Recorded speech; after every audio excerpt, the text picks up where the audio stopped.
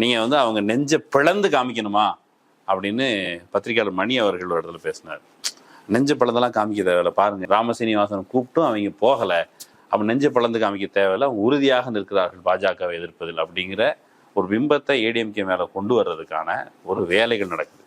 நீங்கள் வந்து இதெல்லாம் சொல்லியும் கூட இவ்வளோ கருத்து கணிப்புகள் பாண்டே சொல்லி, இந்த ராமசீனிவாசன் சொல்லி, ராஜா வானதி போன்றவர்கள் பேரம் பேசி அல்லது கூவி, ஆனாலும் கூட இவர் வந்து அவன் கிடக்கிறான் மயிராண்டி நான் வரமாட்டேன் அப்படிங்கிற மாதிரி எடப்பாடி இருக்கிறாரு. எடப்பாடி உண்மையிலே ஒரு ஆளுமை தானே அப்படின்னு ஒரு சித்திரத்தை உருவாக்குவதற்கு இவர்கள் முயற்சித்து கொண்டிருக்காரு. இது வந்து மிரட்டல் மட்டும் இல்லை. அவர் என்ன சொல்றாரு, ஹீஸ் அவர் valuable enemy, valuable partner.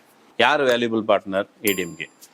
ADMK என்ன சொல்லுச்சு, அண்ணாவை குறித்து பேசுறீங்க, எங்க தலைவர் புரட்சி தலைவி குறித்து பேசிட்டீங்க, அதனால நாங்க வந்து உங்களோட இருக்க மாட்டோம், எங்களுக்கு ரோசம் வந்துருச்சு, பப்ளுக்கு கோவம் வந்துருச்சுன்னு சொல்லி போயிட்டேன் அப்படின்னு சொல்லி பப்ளு வந்து கோச்சிட்டு போயிட்டாரு.